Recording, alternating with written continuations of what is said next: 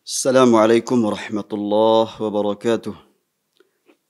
Innal hamdalillah nahmaduhu wa nasta'inuhu wa nastaghfiruh wa na'udzu billahi min shururi anfusina wa min sayyiati a'malina. May yahdihillahu fala mudilla lahu wa may yudlil fala hadiya lahu. Ashhadu an la ilaha illallah wahdahu la syarika lah wa ashhadu anna Muhammadan 'abduhu wa rasuluh. قال الله تعالى في كتابه الكريم يا أيها الذين آمنوا اتقوا الله حق تقاته ولا تموتن إلا وأنتم مسلمون وقال يا أيها الناس اتقوا ربكم الذي خلقكم من نفس واحدة وخلق منها زوجها وبث منهما رجالا كثيرا ونساء واتقوا الله الذي تساءلون به والأرحام إن الله كان عليكم رقيبا وقال يا أيها الذين آمنوا اتقوا الله وقولوا قولا سديدا يصلح لكم أعمالكم ويغفر لكم ذنوبكم ومن يطع الله ورسوله فقد فاز فوزا عظيما اعلموا رحمكم الله فإن أصدق الحديث كتاب الله وخير الهدي هدي محمد صلى الله عليه وسلم وشر الأمور محدثاتها وكل محدثة بدعة وكل بدعة ضلالة وكل ضلالة في النار. Kaum muslimin yang semoga senantiasa dirahmati Allah tabaraka wa taala. Alhamdulillah, pada kesempatan sore hari yang berbahagia ini kita masih diberikan oleh Allah Subhanahu wa taala karunia berupa nikmat kesehatan, dan yang lebih dari itu adalah nikmat iman, nikmat memahami agama ini di atas sunnah Nabi sallallahu alaihi wasallam, nikmat memanfaatkan waktu luang kita dengan hal-hal yang bermanfaat, hal-hal yang menambah kedekatan kita, taqarrub kita kepada Allah Subhanahu wa taala, yaitu dengan ilmu apabila niatnya ikhlas. Karena sebagaimana kata para ulama, di antaranya Al-Imam Asy-Syafi'i rahimahullah, bahwasanya talabul ilm afdal min salatin nafilah, bahwa menuntut ilmu itu lebih baik dari salat nafilah. Dan tentu dijelaskan oleh para ulama, maksudnya lebih baik di sini karena manfaatnya yang lebih umum, lebih luas. Karena ilmu itu akan diajarkan kepada orang lain dan terus menerus manfaatnya dirasakan oleh kebanyakan orang yang bisa memanfaatkannya, dan turun-temurun terus diajarkan kepada orang lain. Sedangkan ibadah salat akan terputus apabila orang yang melakukannya telah meninggal dunia, telah kembali kepada Allah Subhanahu wa taala. Tentu ini semua adalah merupakan kebaikan yang apabila kita mencermati dalil-dalil dari Al-Quran maupun sunnah Nabi sallallahu alaihi wasallam, kita dapatkan bahwasanya Allah Subhanahu wa taala memerintahkan nabinya untuk meminta tambahan, yaitu tambahan ilmu, tidak yang lainnya. Sebagaimana firman Allah Subhanahu wa taala, wa qur rabbi zidni ilma, dan katakanlah wahai Muhammad, ya Rabbku, tambahkanlah kepadaku ilmu. Nah, ini adalah merupakan dalil yang menjelaskan tentang keutamaan ilmu. Demikian pula ayat-ayat yang lain, yarfa'illahu alladhina amanu minkum walladhina utul ilma darajat. Allah Subhanahu wa taala akan meninggikan beberapa derajat orang-orang yang beriman di antara kalian lagi berilmu, ditinggikan derajatnya, maksudnya adalah Allah berikan pahala yang banyak kepadanya karena dia beramal berdasarkan petunjuk, berdasarkan perintah Allah Subhanahu wa taala dan Rasulnya. Maka seseorang akan mendapatkan tambahan hidayah di atas hidayah apabila dia masih menempuh jalan ilmu. Dan itulah jalan yang menghantarnya ke dalam surga Allah Subhanahu wa taala. Man salaka tariqan yaltamisu fihi ilman sahhalallahu lahu bihi tariqan ilal jannah. Barang siapa yang menempuh suatu jalan, yaitu jalan menuntut ilmu, maka Allah Subhanahu wa taala mudahkan baginya jalan ke surga. Artinya sebab-sebab dia mendapatkan ilmu itu dimudahkan. Ya, man yuridillahu bihi khairan yufaqihu fid din. Barang siapa yang dikehendaki baik oleh Allah Subhanahu wa taala, maka dipahamkan tentang agama ini. Ya, maka kita masih membahas permasalahan yang paling penting yang harus kita ketahui, yaitu permasalahan tauhid, beriman kepada Allah Subhanahu wa taala. Ya. Karena alam semesta ini menjadi baik apabila kita mengamalkan tauhid dan menjauhi sebab-sebab kerusakan alam semesta itu, yaitu melakukan kesyirikan kepada Allah Subhanahu wa taala. Sebagaimana yang dikatakan oleh Syekhul Islam Ibnu Taimiyah rahimahullah maupun juga muridnya Ibnu Qayyim rahimahullah, bahwasanya man tadabbara ahwal al-alami wajada kulla salahin fil ardi fasababuhu tauhidullah wa ibadatuhu wa ta'atu rasulih wa kullu syarrin fil alami wa fitnatin wa balaya wa qaht wa taslitul adu wa ghairu dhalika fasababuhu mukhalafatu rasulih wa da'watu ila ghairillah. Dan seterusnya perkataan beliau yang menjelaskan bahwasanya barang siapa yang mencermati keadaan alam semesta ini, niscaya dia akan mendapati bahwa semua kebaikan di muka bumi ini, maka faktor penyebabnya adalah mentauhidkan Allah Subhanahu wa taala dan beribadah kepadanya serta mentaati Rasulullah sallallahu alaihi wasallam.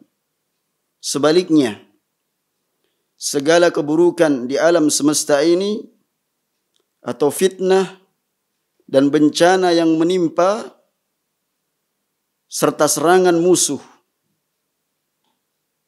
ya, maka itu faktornya disebabkan karena menyelisihi Rasul sallallahu alaihi wasallam dan ibadah kepada selain Allah Subhanahu wa taala. Ini kalau kita mau mencermati, maka betapa pentingnya seorang muslim untuk memahami skala prioritas, mana yang lebih dahulu harus dia ilmui. Tentunya dia ingin mendapatkan kebahagiaan dalam hidupnya. Tidak ada kebahagiaan yang bisa diperoleh siapapun dia melainkan mewujudkan tauhid kepada Allah Subhanahu wa taala dan mentaati Rasulnya dan menjauhkan dirinya dari perbuatan yang paling zalim, yaitu syirik dan menentang Rasul sallallahu alaihi wasallam. Inilah yang sedang kita bahas. Pemahaman kita terhadap siapa Rabb yang kita ibadahi selama ini. Bagaimana kita mewujudkan keimanan kita kepada Allah Subhanahu wa taala. Maka seorang mukmin tidak dikatakan dia sebagai mukmin yang sejati, mukmin yang hakiki, sampai kemudian dia ketika memahami permasalahan keimanan kepada Allah ini dengan memahami rukun-rukunnya yang 3. Jadi keimanan kepada Allah Subhanahu wa taala itu dibangun di atas 3 rukun sebagaimana yang dijelaskan oleh Syekh dan sudah kita bahas pada kesempatan yang lalu. Yang pertama adalah kita harus meyakini tentang Allah Subhanahu wa taala Maha Esa dalam rububiyahnya. Dalam perbuatan-perbuatan Allah Subhanahu wa taala. Allah Maha Esa fi rububiyatihi. Ini yang pertama, rukun yang pertama. Dan rukun yang kedua adalah Allah Subhanahu wa taala Maha Esa dalam uluhiyahnya. Dalam peribadatan kepadanya hendaknya seorang muslim benar-benar memperhatikan keikhlasan ketika dia beribadah kepada Allah Subhanahu wa taala. Dan yang ketiga adalah Allah Subhanahu wa taala Maha Esa dalam nama-nama yang indah dan juga sifat-sifatnya yang mulia. Maka dengan ketiga rukun ini di dalam memahami keimanan kita kepada Allah Subhanahu wa taala, kita akan mendapatkan pemahaman yang sempurna. Pemahaman yang benar, jauh dari pemahaman-pemahaman yang batil yang banyak dipahami oleh kaum muslimin sehingga mereka jauh dari tuntunan yang diinginkan oleh Allah dan Rasul-Nya. Karena hakikatnya ketiga rukun ini telah diterangkan oleh Allah Subhanahu wa taala dalam Al-Qur'an. Ketiga macam tauhid ini, tauhid rububiyah, tauhid uluhiyah dan tauhid asma wa sifat telah dijelaskan oleh para ulama yang ahli di bidangnya. Yang mereka adalah orang-orang yang takut kepada Allah Subhanahu wa taala. Mereka berhasil meneliti dalil-dalil ayat-ayat yang menjelaskan tentang rububiyah Allah Subhanahu wa taala, uluhiyah Allah Subhanahu wa taala dan juga asma was sifat. Jadi pembagian ini bukanlah sesuatu yang baru. Sebagian kalangan mengatakan bahwasanya itu adalah merupakan pembagiannya kelompok Wahabiyah. Ini adalah merupakan tuduhan kepada orang-orang yang memahami akidah mereka secara benar berdasarkan ayat-ayat Al-Qur'an. Kita perhatikan apa yang terdapat dalam nomor surat yang pertama yaitu Al-Fatihah. Ketiga macam tauhid, rububiyah, uluhiyah dan asma wa sifat terkandung di dalam surat Al-Fatihah. Kemudian di akhir surat dalam Al-Qur'an yaitu surat An-Nas terdapat di dalamnya petunjuk yang benar dalam mentauhidkan kepada Allah Subhanahu wa taala, tauhid yang benar. Maka para ulama mengatakan ini isyarat bahwa ayat atau surat yang pertama sampai surat yang terakhir semuanya memerintahkan kita untuk betul-betul memahami keimanan kita kepada Allah Subhanahu wa taala dengan cara yang benar, yaitu dengan menetapkan keesaan Allah dalam rububiyahnya, dalam asma wa sifat dan juga dalam uluhiyahnya. Sebagaimana yang juga dijelaskan oleh Syekh Hamad Al-Ansari rahimahullah, bahwa dari surat yang pertama yaitu surat Al-Fatihah yang terkandung di dalamnya 3 macam tauhid rububiyah, uluhiyah dan asma wa sifat sampai kemudian surat yang terakhir An-Nas, terdapat hikmah bahwa sebagaimana kita hidup di atas tauhid, maka hendaklah kita juga berupaya untuk ketika meninggal dunia dalam keadaan mentauhidkan Allah Subhanahu wa taala. Jadi pembuka surat Al-Fatihah dan penutupnya surat An-Nas menjelaskan tentang pentingnya seorang muslim memahami ketiga macam tauhid rububiyah, uluhiyah dan asma wa sifat.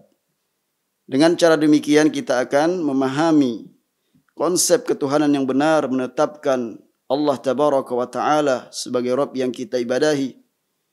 Ya, kita senantiasa setiap malam memperbaharui keimanan kita.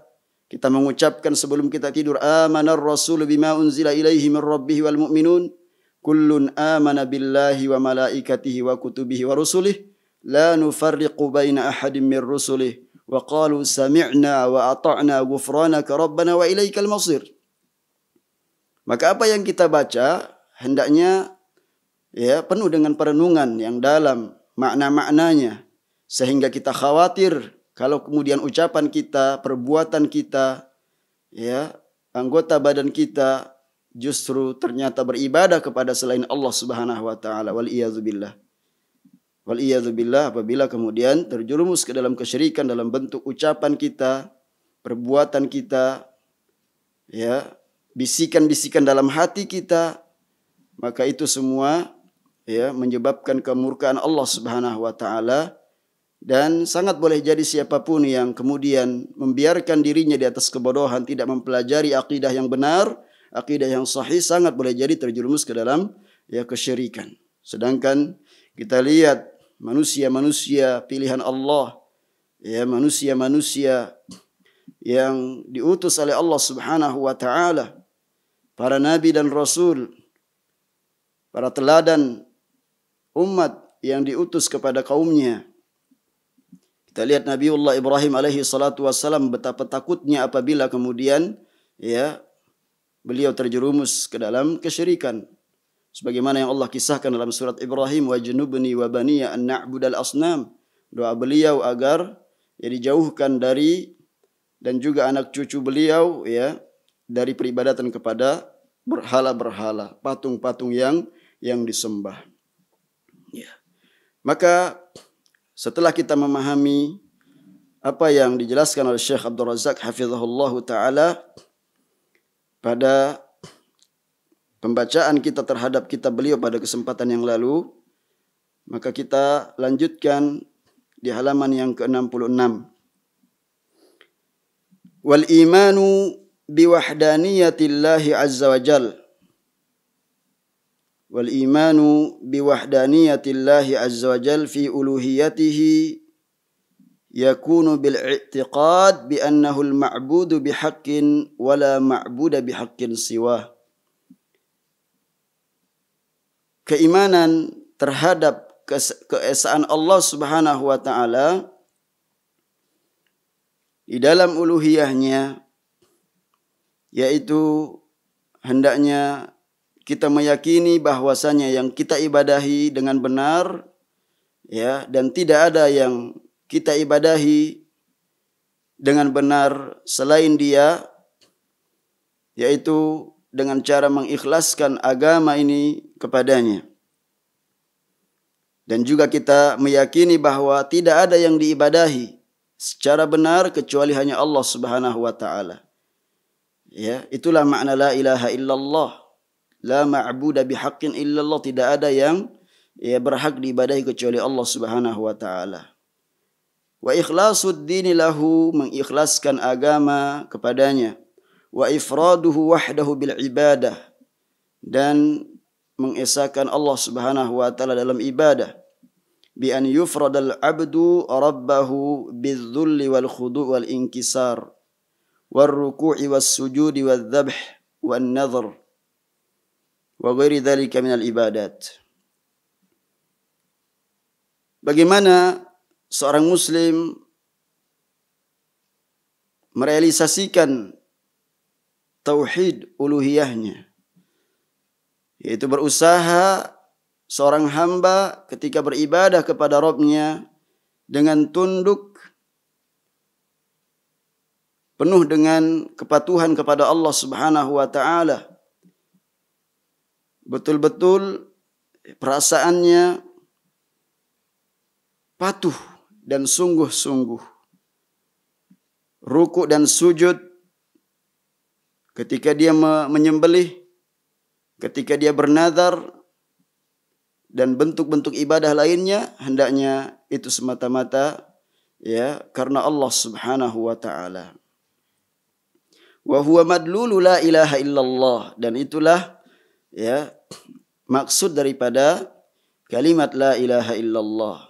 Kalimat tersebut menunjukkan bahwa ya seorang hamba hendaknya merealisasikan tauhid uluhiyahnya ketika dia beribadah dalam bentuk apapun peribadatan tersebut ya semata-mata karena Allah Subhanahu wa taala.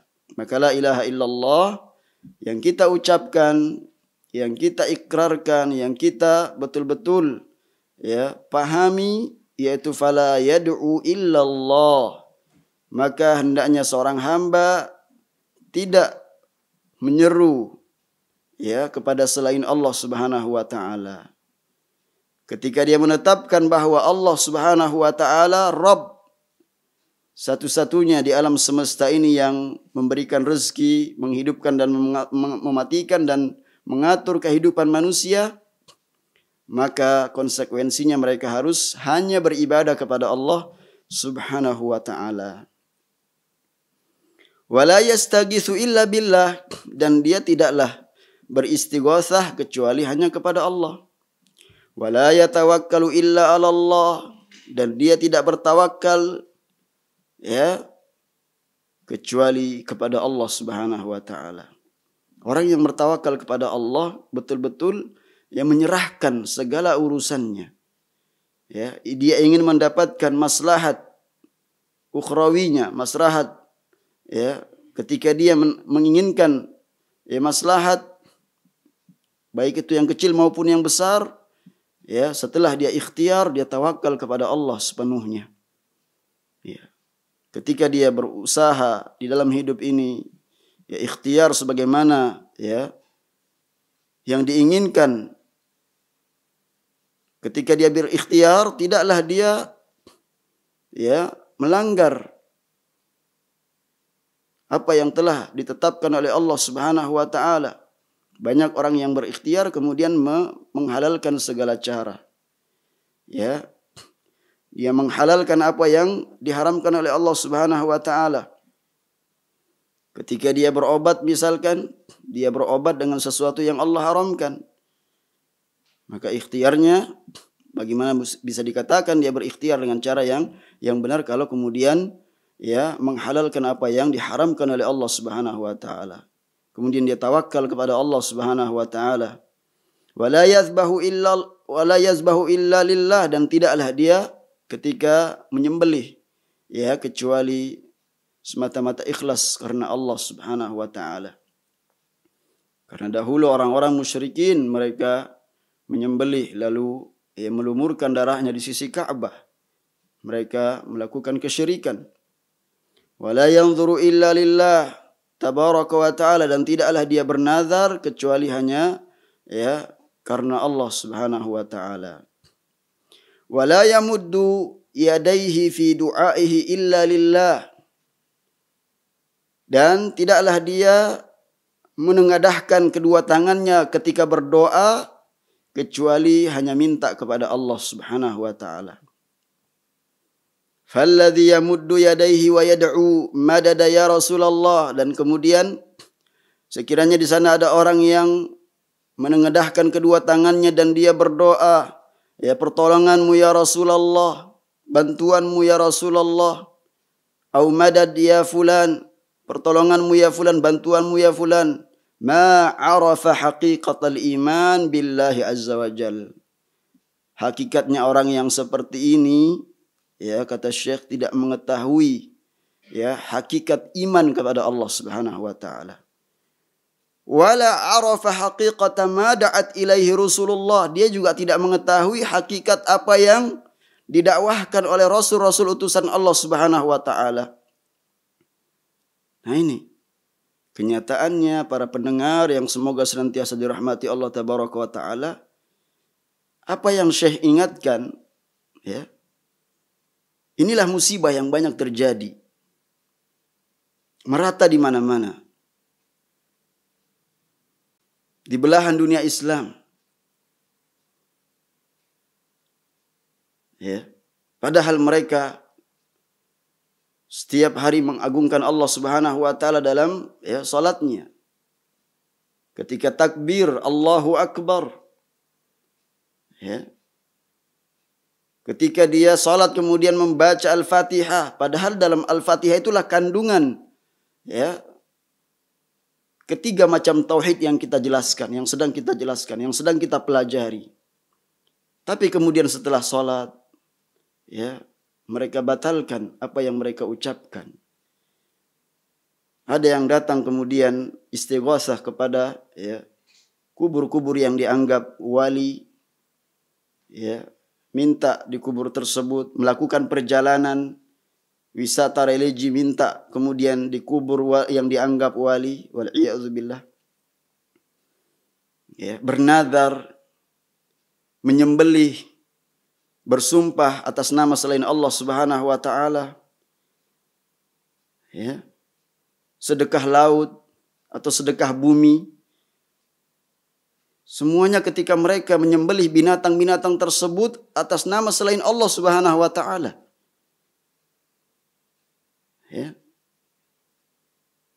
Ini kata Syekh, mereka tidak memahami hakikat keimanan kepada Allah Subhanahu wa taala.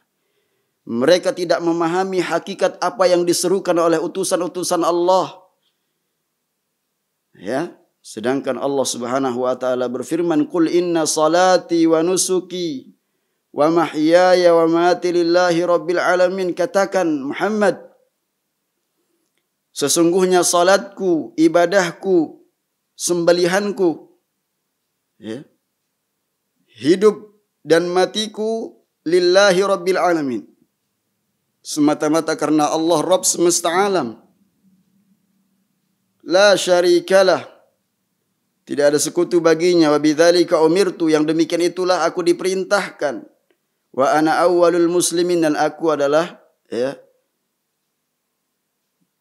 orang yang berserah diri kepada Allah Subhanahu wa taala yang pertama kali dari umat ini. Ini kita perhatikan para pendengar yang dirahmati Allah Subhanahu wa taala. Apa yang kita lakukan, barangkali selama ini masih banyak ucapan-ucapan kita, perbuatan-perbuatan kita yang bisa merusak keimanan kita kepada Allah Subhanahu wa taala. Kalau kita mengucapkan pujian kepada Allah Subhanahu wa taala, ketika kita membaca Al-Fatihah, alhamdulillahi rabbil alamin, kita memuji Allah Subhanahu wa taala, pujian tersebut dikatakan ibadah ketika dibarengi dengan pengagungan hanya kepada Allah sesuai dengan amalan kita. Ibadah yang kita lakukan sesuai dengan perintah Allah dan Rasulnya. Itu baru ucapan pujian kepada Allah Subhanahu wa taala. Alhamdulillahi rabbil alamin. Sudah mencakup ketiga macam tauhid. Uluhiyah, asma' wa sifat, rabbil alamin, rububiyah Allah. Alhamdulillah. Pujian dan ta'zim, pengagungan ini ibadah. Kepada Allah Subhanahu wa taala. Kenapa? Lillahi, kepada Allah. Ini Allah adalah nama Allah Subhanahu wa taala yang paling agung. Berarti asma Allah, Rabbil alamin, rububiyah Allah, gampang kita memahaminya. Atau firman Allah Subhanahu wa taala ketika kita baca Rabbus samawati wal ard wa ma bainahuma. Allah tabaraka wa taala Rabb semesta alam, Rabbus samawat, Rabb langit dan bumi dan di antara keduanya. Fa'budhu, maka ibadahilah. Rabb yang bagian pertama adalah rububiyah Allah Subhanahu wa taala. Fa'budhu, tauhid apa? Uluhiyah. Berarti segala bentuk peribadatan tidak boleh dipalingkan kepada selain Allah Subhanahu wa taala. Hal ta'lamu lahu sami, apakah kamu mengetahui? Wastabir alaiha. Rabbus samawati wal ard wa ma bainahuma fa'budhu wastabir li'ibadatihi. Hal ta'lamu lahu samia, dalam surat yang ke-19 surat Maryam ayat 65.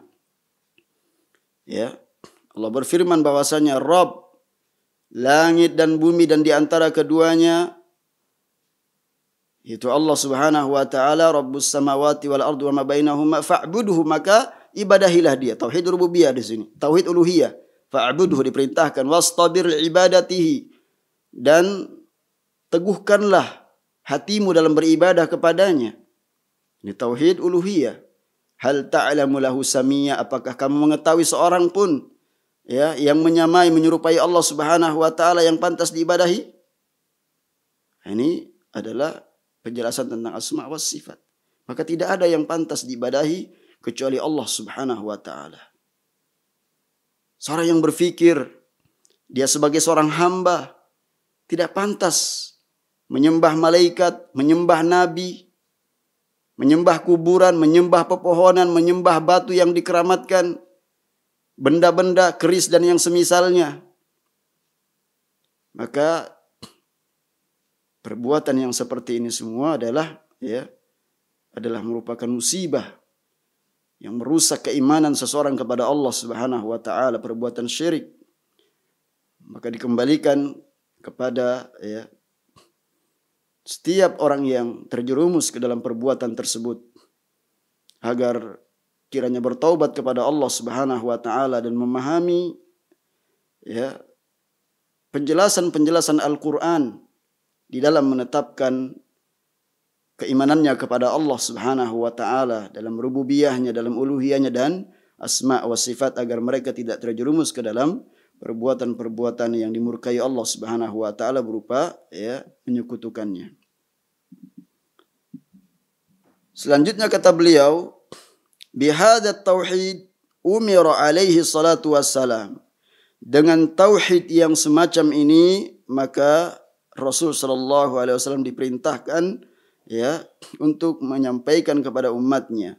Wa amdha hayatahu alaihi salatu wassalam fi da'wati ila hadzal tauhid wa hadzal ikhlas, dan beliau menghabiskan umurnya di dalam mendakwahkan tauhid ini, dan inilah yang beliau dakwahkan, mengajak umatnya agar ikhlas di dalam beribadah kepada Allah Subhanahu wa taala. Inilah keikhlasan.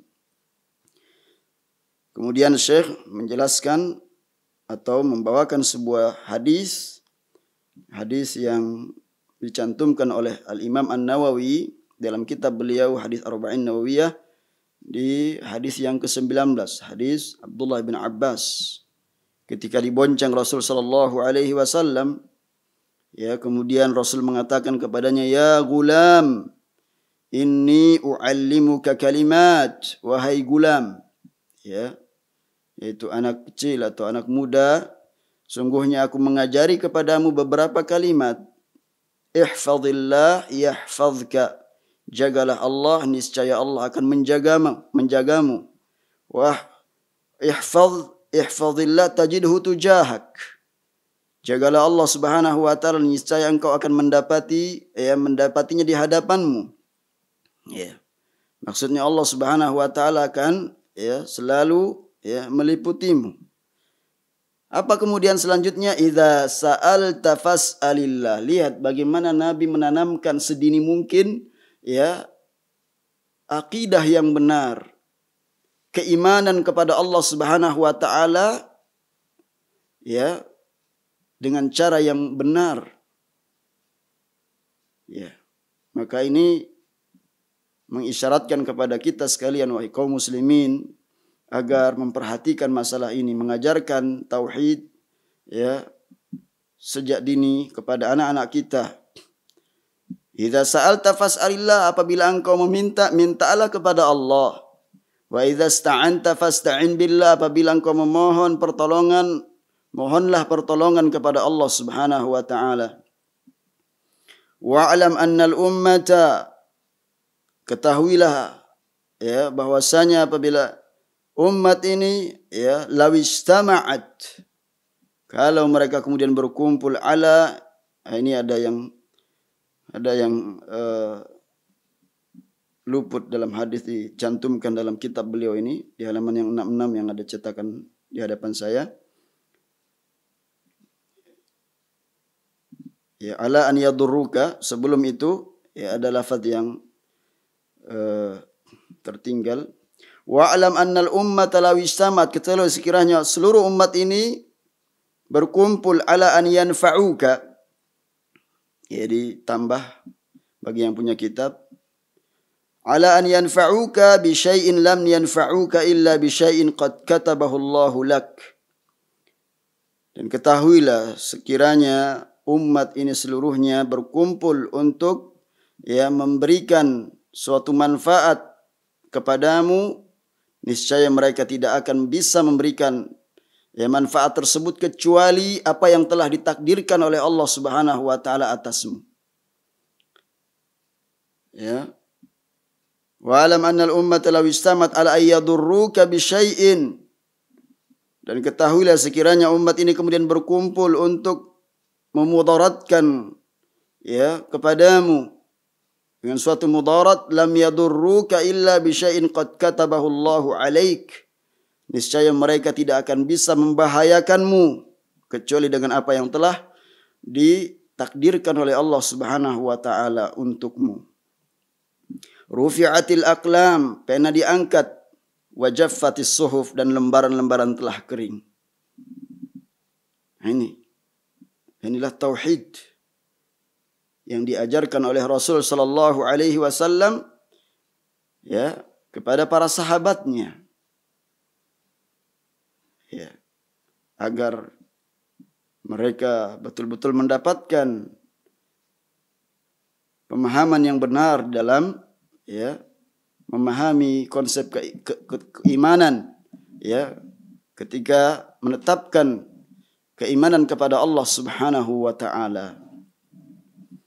Fahadha huwal imanu billah, inilah ya iman kepada Allah Subhanahu wa taala. Wa huwa yaqumu ala hadhil arkan ats-tsalatsati,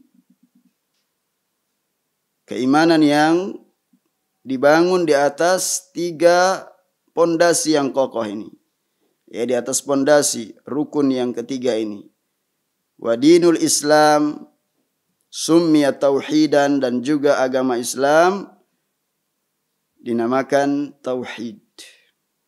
Jadi keimanan kepada Allah beliau mengulang kembali, tidak akan dibangun, ya tidak akan tegak ya kecuali di atas 3 pilar yang sudah kita sebutkan. Tauhid rububiyah, tauhid uluhiyah, dan asma was sifat. Mengesahkan Allah dalam rububiyahnya, dalam uluhiyahnya, dan nama-nama dan sifatnya. Nah, sebagian orang memahami juga ya bahwa keimanannya terhadap nama-nama dan sifat-sifat Allah itu, nama-namanya kemudian ditempel-tempel di dinding-dinding. Ya, atau dijadikan sebagiannya ya dijadikan jimat. Ya, ini bukan untuk itu diturunkan nama-nama Allah Subhanahu wa taala, tapi untuk diamalkan. Ya. Dan ini adalah merupakan ya petunjuk Rasul sallallahu alaihi wasallam, barang siapa yang menghafalkan, mengamalkan konsekuensinya, maka dia akan masuk surga. Sebagaimana dalam hadis inna lillahi tis'atan wa tis'ina asman mi'atan illa wahid man ahsaha dakhalal jannah. Sesungguhnya di antara nama-nama Allah, jadi bukan batasan 99 ya, karena berdasarkan penjelasan hadis yang lainnya ya, nama-nama Allah sangat banyak dan juga sifat-sifatnya. Maka di antara nama-nama Allah adalah 99 ya, 100 kurang 1 ya, barang siapa yang kemudian menghafalkan maka dia masuk surga. Dia mengamalkan konsekuensi dari kalimat la ilaha illallah ya, maka dia akan masuk surga. Mengamalkan konsekuensi daripada nama-nama Allah Subhanahu wa taala, misalkan Ar-Rahman, dia berdoa kepada Allah irhamni ya, Al-Ghaffar, Ar-Rahim, At-Tawwab, As-Sami' Al-Basir, dia merasa didengar ya doanya oleh Allah Subhanahu wa taala, dilihat perbuatan-perbuatannya sehingga ya dia tidak berani untuk menerjang larangan-larangan Allah Subhanahu wa taala, maka ini dia mengamalkan konsekuensi daripada ya nama-nama dan sifat-sifat Allah Subhanahu wa taala. Dia tidak berani kemudian ya melakukan kemaksiatan yang dimurkai Allah Subhanahu wa taala. Nah, inilah kemudian dinul Islam dinamakan tauhid li'anna mabnahu 'alal iman biwahdaniyatillahi fi rububiyatihi wa asma'ihi wa sifatihi wa uluhiyatihi. Karena ya pondasinya di mana keimanan tersebut kepada Allah Subhanahu wa taala itu ya dibangun di atas rububiyah, asma wa sifat dan uluhiyahnya. Wala yakunu mu'minan billahi illa man amana biha, dan tidaklah dia menjadi seorang mukmin kepada Allah Subhanahu wa taala kecuali dia beriman kepada ketiga ya, rukun tersebut. Wa haqqaqa ma dallat alaihi wa maqtadathu min tauhidin wa ikhlasin lillahi tabaraka wa taala. Kemudian apa? Dia berusaha untuk ya merealisasikan haqqaqa ma dallat alaihi, apa-apa yang ditunjukkan oleh ya rukun-rukun tersebut, waqtadathu min tauhidin wa ikhlasin lillahi tabaraka wa taala, dan juga ya konsekuensi dari ya itu semua adalah mentauhidkan dan mengikhlaskan peribadatan hanya kepada Allah Subhanahu wa taala. Ya. Maka demikian dia akan ya golongkan dalam kelompok orang-orang yang beriman kepada Allah Subhanahu wa taala dengan pemahaman yang benar, dengan pemahaman yang benar. Ini kita sudah mentuntaskan prinsip yang pertama ya tentang prinsip-prinsip di dalam memahami keimanan kepada Allah, yaitu al-imanu billah, beriman kepada Allah Subhanahu wa taala ya dengan cara memahami rububiyahnya, uluhiyahnya dan asma wa sifatnya, sehingga kita mengesahkan Allah dalam ketiga rukun tersebut. Kemudian kata Syekh hafizahullahu taala, al-aslu tsani min usulil iman, yaitu pokok yang kedua dari pokok-pokok iman atau prinsip yang kedua, al-imanu bil malaikah, ya, yaitu beriman terhadap malaikat-malaikat. Ini sebagaimana tentunya telah diyakini oleh para ulama ahlus sunnah wal jamaah, para a'immah al-arba'ah, imam yang empat, al-imam Abu Hanifah, al-imam Malik, al-imam Syafi'i rahimahullah, al-imam Ahmad rahimahumullah jami'an. Ya. Kalau kita di negeri ini kemudian di dalam ibadahnya, amaliyah kita sandarkan kepada al-imam Syafi'i, maka ketahuilah bahwa al-imam Syafi'i akidahnya adalah akidah ahlus sunnah wal jamaah. Bukan hanya dari sisi fiqih, namun ya juga dalam segala peribadatan, termasuk ya ibadah yang agung, yaitu apa? Akidah, i'tiqad kita. Inilah syariat yang tidak bisa dipisahkan antara i'tiqadat dan ibadat, amaliyah kita. Termasuk apa yang diajarkan oleh al-imam Syafi'i rahimahullah adalah apa? Menetapkan rukun iman, di antaranya beriman kepada ya para malaikat. Ya, sebagaimana yang dijelaskan oleh murid beliau, murid al-imam Syafi'i, al-imam al-Muzani, ya, rahimahullah, di mana beliau mengatakan bahwasanya Allah Azza wa Jalla khalaqal khalqa bi masyiatihi an ghairi hajatin kanat bihi wa khalaqal malaikata jami'an li ta'atihi wa jalabahum ala ibadatihi.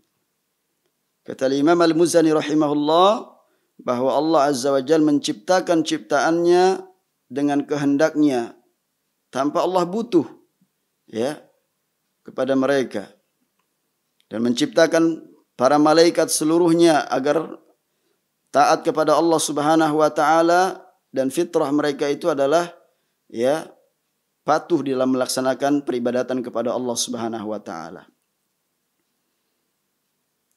Demikianlah keyakinan Ahlus Sunnah wal Jamaah. Ya, keimanannya terhadap ya Allah Subhanahu wa taala dengan metode yang sudah kita jelaskan dengan 3 rukun. Kemudian ini adalah yang kedua adalah beriman kepada para malaikat. Berarti apa? Malaikat ini adalah hamba Allah, diatur oleh Allah Subhanahu wa taala, bukan untuk diibadahi. Membantah orang-orang yang beribadah kepada malaikat, menyembah malaikat. Wal malaikatu khalqun min khalqillahi azza wa jal. Kata Syekh Abdul Razak, sedangkan malaikat adalah ciptaan dari ciptaan Allah Subhanahu wa taala. Wa jundun min junudihi, tentara, bala tentara dari tentara-tentara Allah Subhanahu wa taala. La ya'sunallah, mereka tidak bermaksiat kepada Allah Subhanahu wa taala. Ma amarahum, apa-apa yang diperintahkan kepada mereka. Wa yaf'aluna ma yu'marun, dan mereka melakukan apa-apa yang diperintahkan. La ya'lamu uddatahum illa alladhi khalaqahum tabaraka wa ta'ala. Tidak ada yang mengetahui ya kekuatan para malaikat ya kecuali yang menciptakan mereka, yaitu siapa? Allah tabaraka wa taala. Ya, apa yang Allah Subhanahu wa taala berikan kepada malaikat dari sifat-sifat dan juga kekuatan yang dimilikinya ya. Tentu ini adalah atas kehendak Allah Subhanahu wa taala. Maka ini harus kita imani. Harus kita imani. Kemudian nanti akan dijelaskan oleh Syekh nama-nama para malaikat, sifat-sifatnya, tugas-tugasnya ya. Tapi yang pertama yang harus kita betul-betul ya yakini adalah keimanan kita terhadap para malaikat tersebut.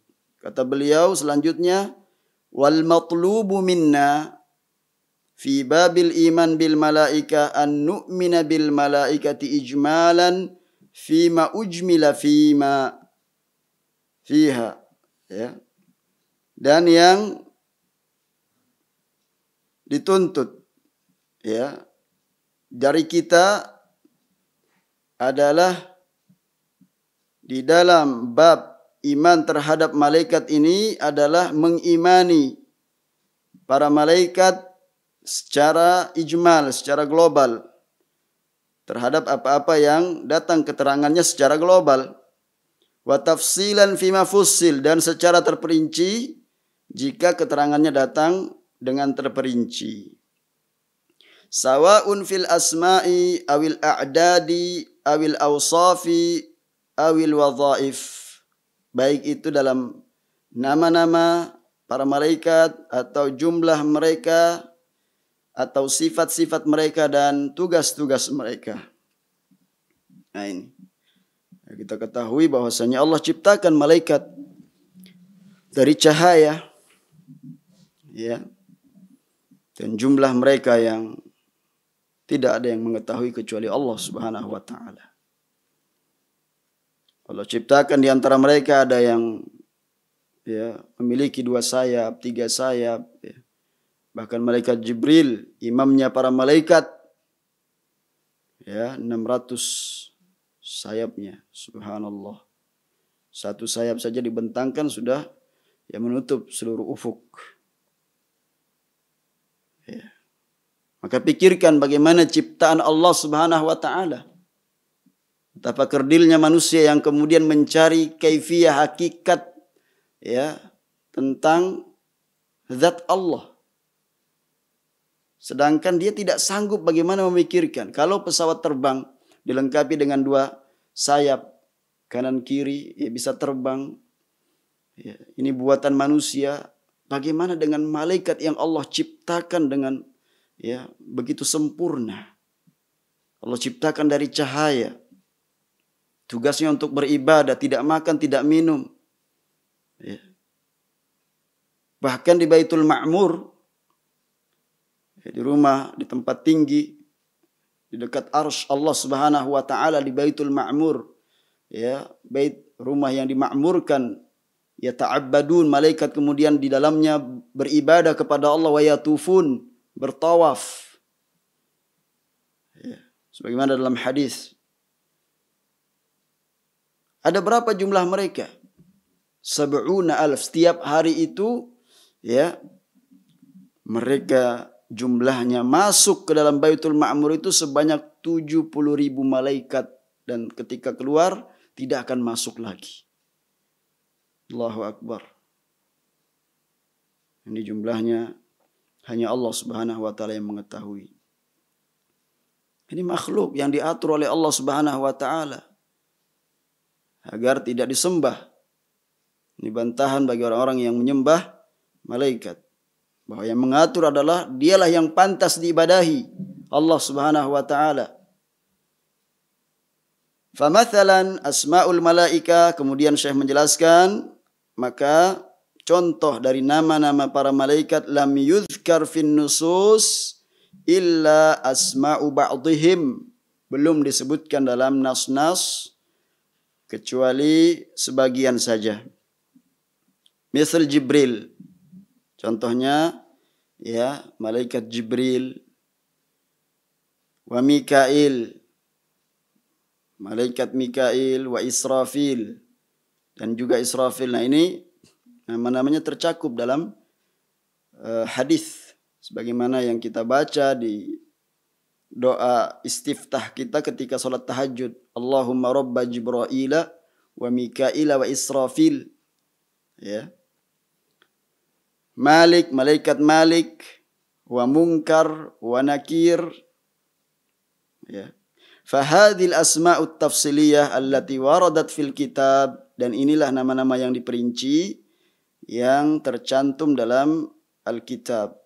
Au waradat fis sunnah, dan demikian pula, ya, tercantum di dalam sunnah Nabi sallallahu alaihi wasallam sebagaimana yang sudah kita contohkan tadi dalam doa istiftah yang dibaca oleh Nabi dan diajarkan kepada umatnya kita sekalian agar membacanya ketika kita memulai salat qiyamul lail, salat tahajud. Nah, ini semua kewajiban kita adalah nu'minu biha tafsilan kama waradat.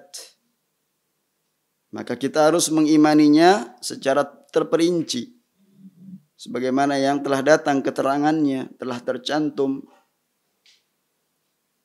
Maka tidak ada malaikat Israel, ya. Wa ma lam ya'ti min asma'ihim tafsilan nu'minu bihi ijmalan. Dan nama-nama yang tidak datang keterangannya secara terperinci, maka kita imani secara global.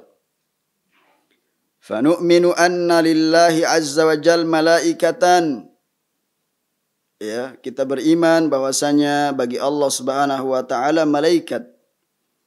Walahum asma'ullah, walahum asma'un Allahu a'lamu biha, dan bagi mereka itu, ya, bagi malaikat-malaikat tersebut nama-nama yang Allah Subhanahu wa taala yang lebih mengetahuinya. Kadzalikal asma'ul lati tashmalul malaikata kullahum. Demikian pula yang mencakup dari nama-nama malaikat yang mencakup mereka itu seperti misal al-malaikah, ya, dengan nama malaikat itu sendiri, atau al-kiramul bararah bagaimana dalam hadis, ya, walladzi yaqra'ul Qur'an wa huwa mahirun bihi, orang yang membaca Quran dan dia pandai membacanya, ya, ma'as safratil kiramil bararah, dia bersama para malaikat yang baik. Rasulullah, atau dengan malaikat itu juga namanya adalah Rasulullah, ya. As-safarah, fa kullu ma jaa tafsilan anil malaikati fima yata'allaqu bi asma'ihim nu'minu bihi. Apa yang kemudian datang keterangannya secara terperinci tentang malaikat, maka, ya, terhadap nama-nama tersebut, nama-nama malaikat itu harus kita imani. Harus kita mengimaninya. Ya. Kemudian selanjutnya adalah wa awsaful malaikah. Kalau tadi nama-namanya, maka sekarang adalah sifat-sifat malaikat. Nu'minu tafsilan bima ja'at bihin nusus mufassilatan fi dzikri awsafil malaikah.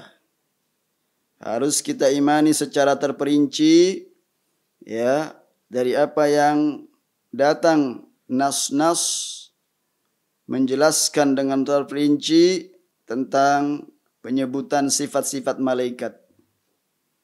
Wa ma lam ya'ti minat tafasil fi awsafim nu'minu bihi ijmalan, dan apa yang ya tidak terdapat keterangan tentangnya dari sifat-sifat malaikat, maka kita mengimaninya secara global saja.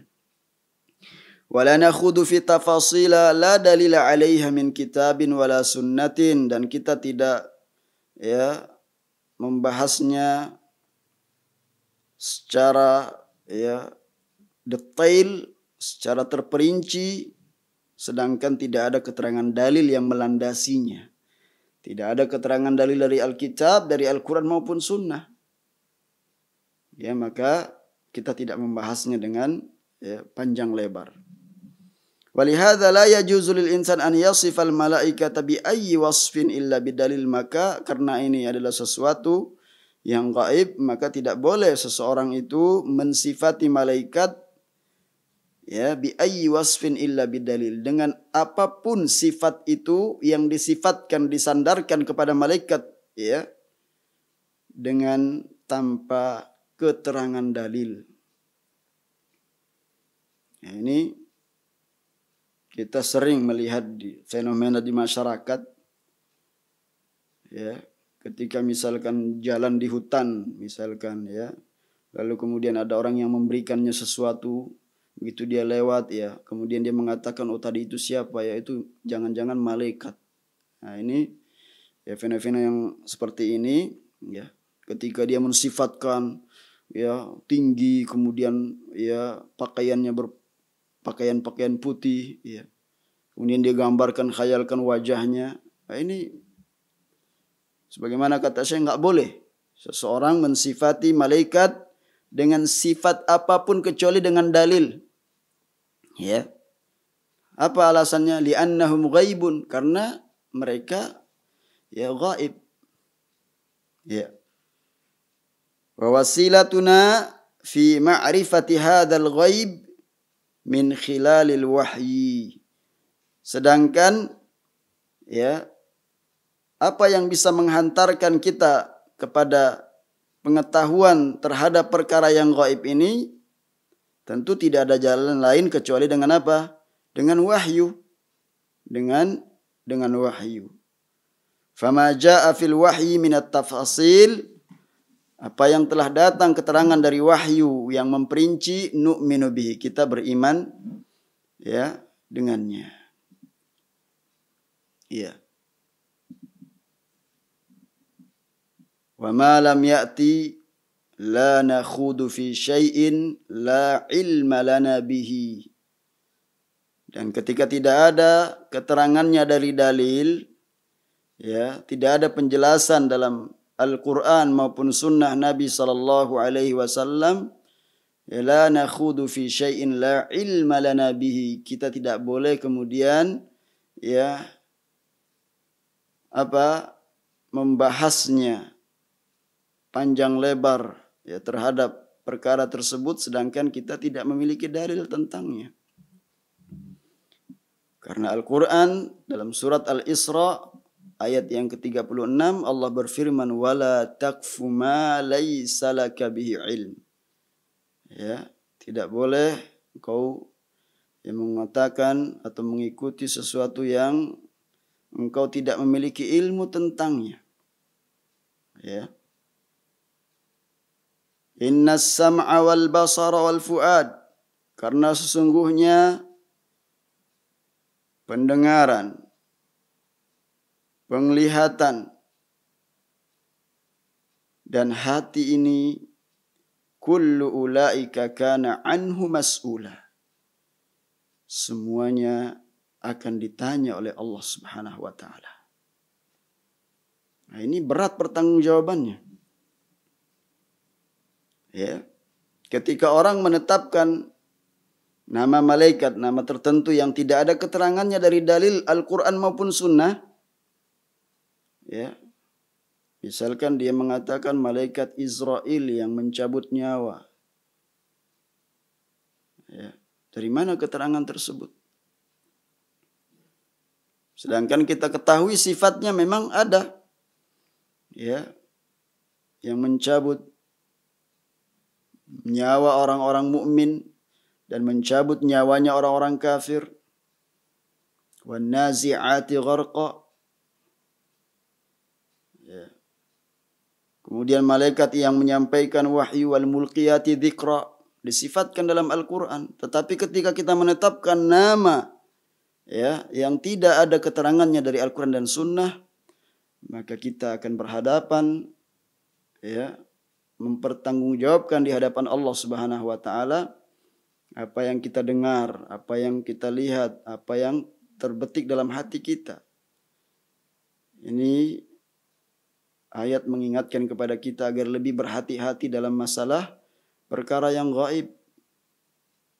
Ya. Banyak perkara-perkara yang gaib, ya, yang kemudian kaum muslimin, ya, berani untuk berbicara tentangnya tanpa berdasarkan dalil yang sahih. Tanpa berdasarkan dalil yang sahih. Di antaranya yang terkait dengan yang malaikat ini yang dijelaskan oleh Syekh Abdul Razak hafizahullah ta'ala.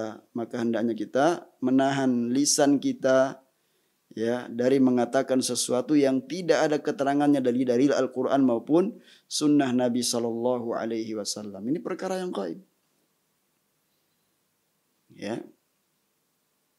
Misalkan kemudian apa yang terjadi di alam kubur digambarkan, datang seorang malaikat dengan jubah berwarna putih, ya, dikesankan juga kemudian, ya, tersibak dari, ya, dari mayat tersebut, ya, apa darah. Ini orang-orang yang mereka, ya, ingin mengesankan sesuatu yang gaib itu nyata menurut hayalan mereka. Mereka telah berbuat perbuatan berdasarkan kejahilan, kebodohan. Ya, inilah yang diinginkan oleh orang-orang orientalis, ya, agar menjauhkan kaum muslimin dari pemahaman, dari akidah yang benar.